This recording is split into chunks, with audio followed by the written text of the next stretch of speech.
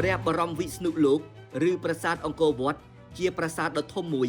នឹងត្រូវបានចុះក្នុងបញ្ជីបេតិកភណ្ឌពិភពលោកនៅថ្ងៃទី14ខែធ្នូឆ្នាំ1992ជាសម្បត្តិវប្បធម៌រូបិយនៃមនុស្សជាតិភ្ញៀវទេសចរបរទេសដែលទិញប័ណ្ណចូលទស្សនារមណីយដ្ឋានអង្គរក្នុងឆ្នាំ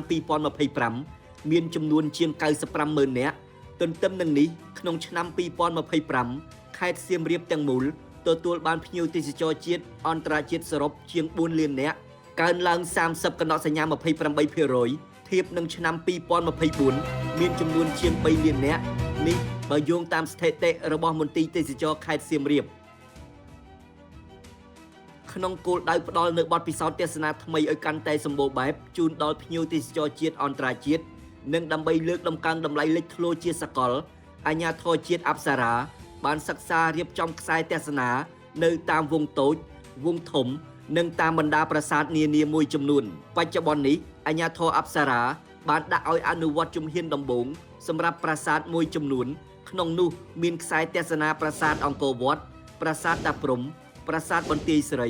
ប្រាសាទចៅសាយទេវតានិងប្រាសាទធម្មនន្ទប្រាសាទនាគពន្ធនិងប្រាសាទភ្នំក្រោមដោយឡែកសម្រាប់ខ្សែទស្សនានៅប្រាសាទអង្គរវត្តលោកសេងសុធិរា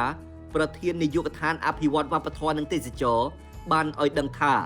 បច្ចុប្បន្ននេះចំពោះប្រាសាទអង្គរវត្តយើងបានរកឃើញមាន3ប្រភេទវងទស្សនាទី1គឺវងទស្សនាបែបលក្ខណៈទេសចរទូទៅមានន័យថាបើសិនបើគាត់មកទស្សនាអង្គរវត្តពួកយើងបានធ្វើការស្រាវជ្រាវទៅឃើញថាគាត់ធ្វើដំណើរលក្ខណៈធម្មតាដើម្បីមើលភាពអស្ចារ្យរបស់ប្រាសាទគឺត្រឹមរយៈពេល2ម៉ោងអញ្ចឹងយើងរៀបចំវងទស្សនាខ្សែទស្សនា2ម៉ោងសម្រាប់ភ្ញៀវទេសចរទូទៅក្នុងនោះយើងមានប្រភេទខ្សែទស្សនាមួយទៀតសម្រាប់ភ្ញៀវទេសចរដែលគាត់ចង់ស្វែងយល់អំពីជំនឿសាសនានៅក្នុងប្រាសាទអង្គរវត្ត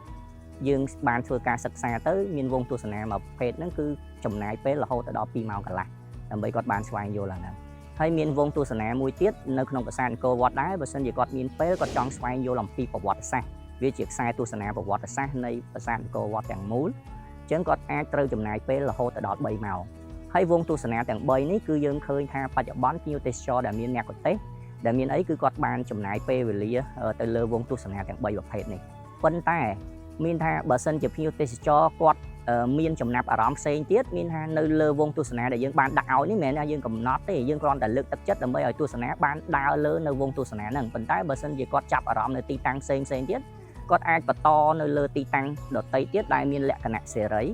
មានថាភ្ញៀវទេសចរគាត់អាចទស្សនាបន្ថែមទៅលើទៀតទៅតាមចំណង់ចំណូលចិត្តដែលគាត់ចង់បានអញ្ចឹងពេលវេលាវាអាចនឹងលើសរយៈពេលដែលយើងរៀបចំវងទស្សនាហ្នឹងអញ្ចឹងមានថាយើងគ្រាន់តែលើកទឹកចិត្តជូនអ្នកទេសចរជាតិនិងអន្តរជាតិដែលគាត់អត់មានអ្នកទេសក៏មានអីគាត់អាចទស្សនាបានទទួលបាននូវបទពិសោធន៍ល្អដូចជាអ្នកដែលមានអ្នកប្រទេសដែរប៉ុន្តែគ្រាន់តែថាมันអាចឆ្លើយសំណួរបានល្អច្រើនដូចអ្នកដែលគេមានអ្នកប្រទេសទេខ្សែទស្សនាទាំង3ក្នុងតំបន់ប្រាសាទអង្គរវត្តផ្ដល់នូវជម្រើសទស្សនាកាន់តែទាក់ទាញ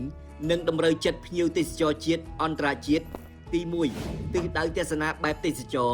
ប្រើប្រាស់ថេរវេលា2ម៉ោងក្នុងការទស្សនាកម្សាន្តនិងថតរូបផ្សេងទី2ទិសដៅទស្សនាបែបជំនឿសាសនាប្រើប្រាស់ថេរវេលា2ម៉ោងនិង30នាទីដែលមានទីតាំងពិសេសទាក់ទងនឹងការគោរពបូជាបួងសួងនិងលទ្ធិនាសម័យអង្គរដ៏រុងរឿងទី3ទិសដៅទស្សនាបែបប្រវត្តិសាស្ត្រប្រើប្រាស់ថេរវេលា3ម៉ោងវងទស្សនានេះរួមមានការកម្សាន្តសាសនានិងការទស្សនាស្វែងយល់ពីចម្លាក់ដែលមានបង្កប់នូវរឿងរ៉ាវប្រវត្តិសាស្ត្រតាមថែវនីមួយៗក្នុងប្រាង្គប្រាសាទអង្គរវត្តអាជ្ញាធរអប្សរាបានរៀបចំនៅផ្ទាំងព័ត៌មាននៅតាមចំណុចតាក់ទាញមួយនៃប្រាសាទដើម្បីឲ្យភ្ញៀវទេសចរគាត់បានជ្រាបប៉ុន្តែមិនលម្អិតច្រើនណាស់ណានោះទេគ្រាន់តែថាដើម្បីឲ្យបានស្វែងយល់ទៅនឹងរូបចម្លាក់នានាដែលមាននៅតាមជញ្ជាំងផ្ទាំងប្រាសាទអង្គរវត្តដើម្បីកុំឲ្យមានការបកស្រាយខុសនោះហើយជាហេតុផលដែលអាជ្ញាធរអប្សរាមានវគ្គមួយទៀតគឺវគ្គវិកិត្តការ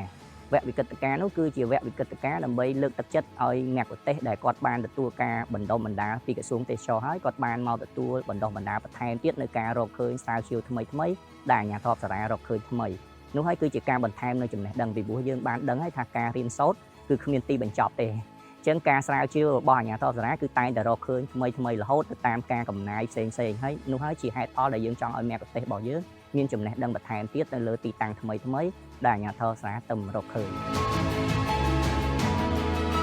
ជាចុងក្រោយពាក់ព័ន្ធជាមួយនឹងភ្ញៀវទេសចរជាតិនិងអន្តរជាតិដែលអញ្ជើញមកទស្សនារមណីយដ្ឋានអង្គរកុំភ្លេច download នៅកម្មវិធី Visitor អង្គរដើម្បីទទួលបាននូវព័ត៌មានផ្សេងពាក់ព័ន្ធនឹងប្រាសាទឬក៏ព័ត៌មានដែលពាក់ព័ន្ធនឹងវងទស្សនាដើម្បីឲ្យភ្ញៀវគាត់ទទួលបាននូវការទស្សនាប្រកបនៅបទពិសោធន៍ថ្មីដែលទទួលបាននៅចំណេះដឹងនៅពេលដែលគាត់បានមកទស្សនាហើយគាត់មានការចងចាំជាពិសេសសូមឲ្យពួកគាត់ជួយពេលដែលគាត់មកទស្សនាដោយពេញចិត្តសូមឲ្យគាត់ជួយផ្សព្វផ្សាយទៅឲ្យភ្ញៀវទេសចរដទៃទៀតឲ្យបានទស្សនាទៅលើវងទស្សនាផ្សេងដែលអាជ្ញាធរសាលាបានដាក់ជូនដើម្បីផ្សព្វផ្សាយទៅឲ្យភ្ញៀវទេសចរផ្សេងទៀតគាត់បានទទួលនៅបទពិសោធន៍ល្អបែបនេះផងដែរ ប្រាសាទអង្គរវត្តជាវិមានសាសនាដ៏ធំបំផុតនៅលើពិភពលោកទាក់ទាញអ្នកទស្សនារាប់លាននាក់មកពីជុំវិញពិភពលោកជារៀងរាល់ឆ្នាំប្រាសាទអង្គរវត្តត្រូវបានសាងសង់ឡើងក្នុងសតវត្សទី12ដោយព្រះបាទសូរ្យវរ្ម័នទី2ដើម្បីឧទ្ទិសដល់ព្រះវិស្ណុនៃព្រហ្មញ្ញសាសនា